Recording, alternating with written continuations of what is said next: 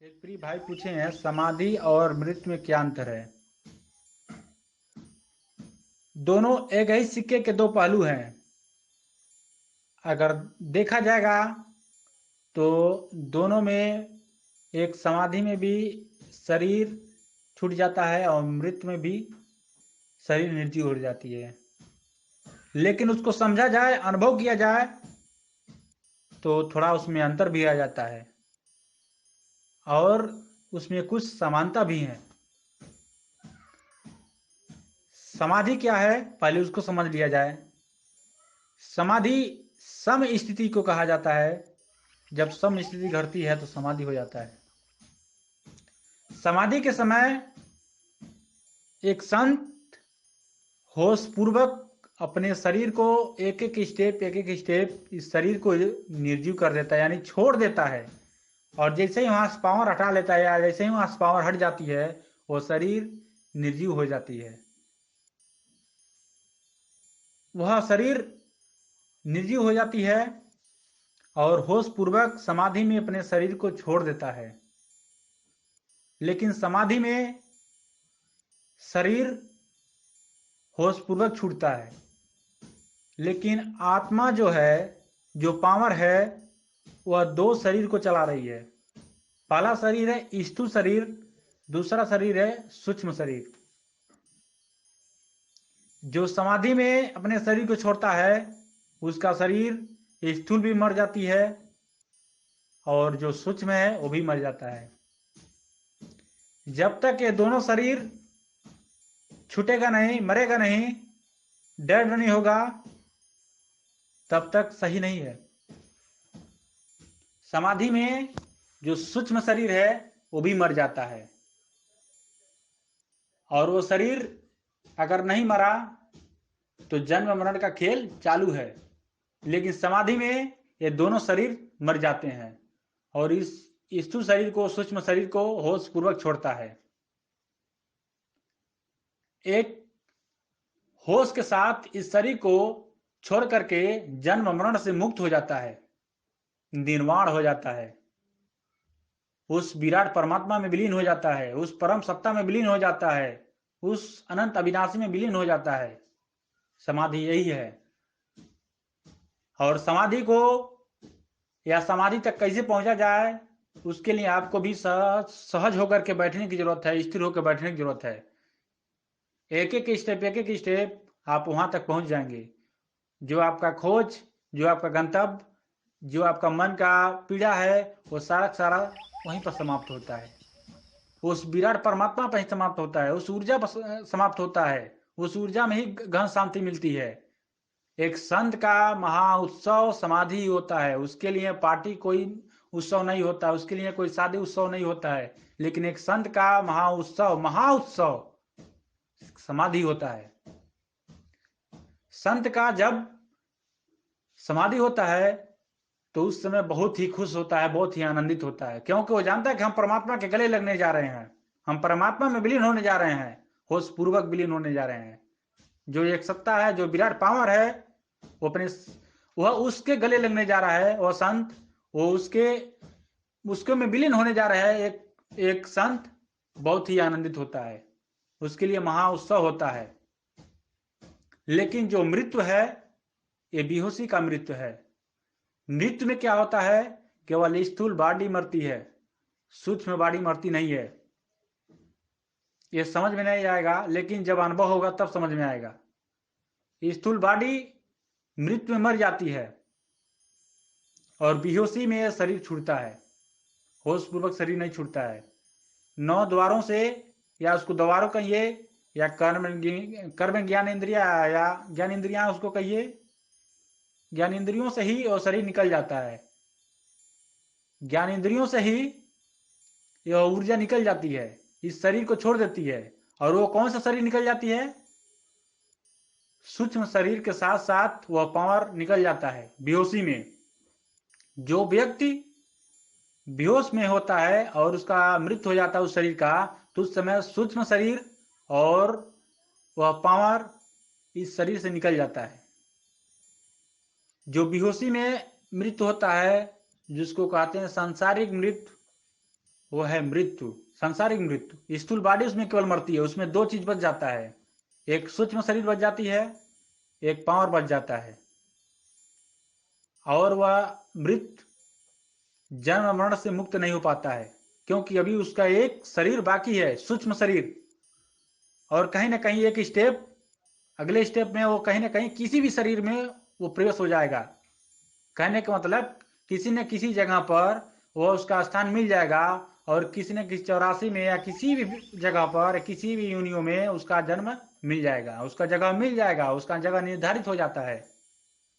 एक शरीर छूटा, एक शरीर का पड़ाव मिल जाता है, एक जगह मिल जाता है। मृत्यु एक पड़ाव है, समाधि एक अंतिम परमात्मा का मिलन है, लेकिन मृत्यु एक पड़ाव है। जब शरीर बेहोशी में छूटता है तो उस समय वह पावर, वह सूक्ष्म शरीर निकल जाती है और जन्म मरण से मुक्त नहीं होती है। लेकिन समाधि में जन्म मरण से मुक्त हो जाती है, उस परमात्मा में विलीन हो जाता है व्यक्ति। वह इंसान, वह संत, संत ही वह परमात्मा में विलीन होता है। लेकिन आज के संत नहीं, हम उन संतों का बात कर रहे हैं जो बुद्ध, महावीर, कबीर, गुरु नानक, जीसस दरिया, पलटू नानक, हम उनका बात कर रहे हैं। जो आज के संत हैं, आज भी संत हैं, ऐसी बात नहीं है, आज भी संत हैं, लेकिन ऐसे संत नहीं है जो होश पूर्वक शरीर को छोड़ दें। कुछ कुछ हैं, लेकिन उनका पहचान, वो अपना पहचान या उस दिशा का मार्ग, वो इसका पहचान यही है, उसका लक्षण यही है कि अपने जीवन में किसी भी को भीतर की ओर इशारा करता है कि तुम कौन हो, इसको जानो। एक पढ़ा लिखा भी व्यक्ति जानता है कि हम इंसान हैं, हम मानव हैं, हम व्यक्ति हैं, लेकिन जब तक उसको बोध नहीं होता है तब तक वो भी सांसारिक होता है। लेकिन एक संत को कुछ ना मालूम हो, लेकिन उसको बोध हो जाता है कि हम कौन हैं, इस शरीर को कैसे छोड़ा जाएगा, उसको बोध हो जाता है।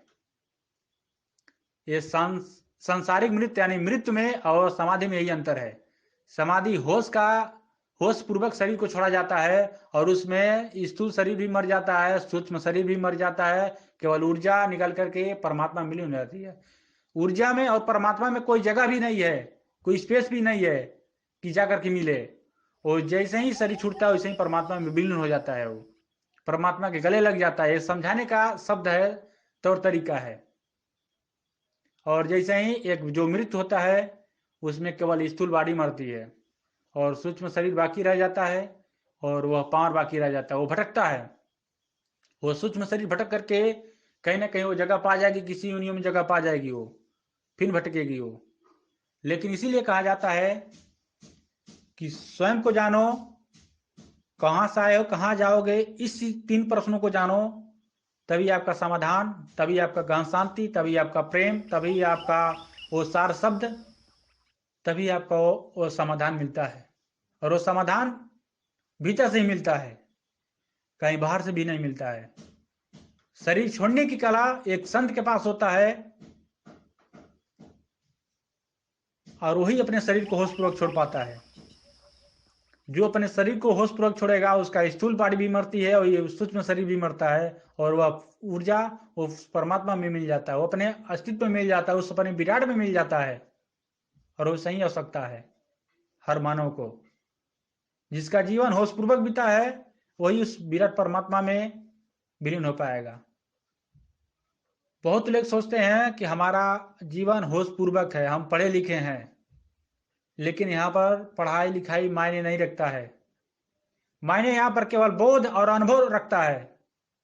कोई आवश्यकता नहीं है कि पीएचडी भी किया हो तो अपने शरीर को होशपूर्वक छोड़ पाएगा, नहीं। एक अनपढ़ एक संत अपने होशपूर्वक शरीर को छोड़ देगा, लेकिन एक पीएचडी किया हुआ व्यक्ति, एक अधिक से अधिक पढ़ा हुआ व्यक्ति, एक सफेद वस्त्र धारण करने वाला व्यक्ति, दाढ़ी जटा बढ़ाने वाला व्यक्ति, अगर अनुभव नहीं है, होशपूर्वक शरीर छोड़ने की कला नहीं जानता है, तो अपने शरीर को कभी भी छोड़ नहीं सकता है। संस्कारी का मृत्यु होगा, यानी स्थूल बॉडी ही मरेगी और 2 चीज बच जाएगा। और एक संत अनपढ़ भी हो, वो अपने शरीर को होशपूर्वक छोड़ देगा, स्थूल भी मरेगी, सूक्ष्म भी मरेगा, और स्वयं वो जो विराट है उसमें जाकर मिल जाएगा, वो पावर मिल जाएगा। आत्मा और परमात्मा में कोई भेद नहीं है। जैसे ही अनुभव होगा वैसे ही आप कहेंगे आत्मा परमात्मा में कोई भेद नहीं है, दोनों गुणों में कोई भेद नहीं है, वह दोनों पावर एक ही है। जैसे एक समुद्र से एक लोटा पानी निकाल लिया जाए तो जो लोटे में पानी है, जो समुद्र में पानी है, दोनों का गुण एक ही है, लेकिन उसकी अपेक्षा लोटे का पानी कम है, वही हो जाता है आत्मा। इस शरीर को धारण करने पर, इस शरीर में प्रवेश हो जाने पर वह आत्मा हो जाती है, और जैसे ही शरीर से निकलती है वो परमात्मा हो जाती है। या होश पूर्वक आप जब सहज हो जाएंगे, तो जब अंतर्मुखी होंगे तो ऊर्जा ऊर्ध्वगामी होगी। जब आप चरम सीमा पर जाएंगे या अपने गंतव्य तक जाएंगे तो उस समय भी बोध होता है कि हम ही है परमात्मा, या हमारे और परमात्मा में कोई भेद नहीं, हमारे और परमात्मा में कोई अंतर नहीं, हमारे और परमात्मा में कोई दूरी नहीं है। आत्मा और परमात्मा में कोई दूरी नहीं है। आत्मा परमात्मा में जो संबंध है उस संबंध को समझ लिया, वही संत है, वही अपने गंतव्य तक पहुंचता है, वही अपने विराट गंतव्य तक पहुंचता है, उस विराट परमात्मा को अनुभव करता है, वही अपने शरीर को होशपूर्वक छोड़ पाता है। अन्यथा हर व्यक्ति बेहोशी में जा रहा है, अपने शरीर को बेहोशी में छूट रहा है, और दो चीज बच जा रहा है, स्थूल तो मृत हो गया लेकिन सूक्ष्म बच गया और वो पावर बच गया। लेकिन एक समाधि में, एक संत का समाधि वहां उत्सव होता है, और वह समाधि स्थूल भी मर जाती है और सूक्ष्म भी मर जाती है, और वो पावर, वो विराट पावर में विलीन हो जाती है, उसके गले लग जाता है वो परमात्मा के, और महा उत्सव हो जाता है।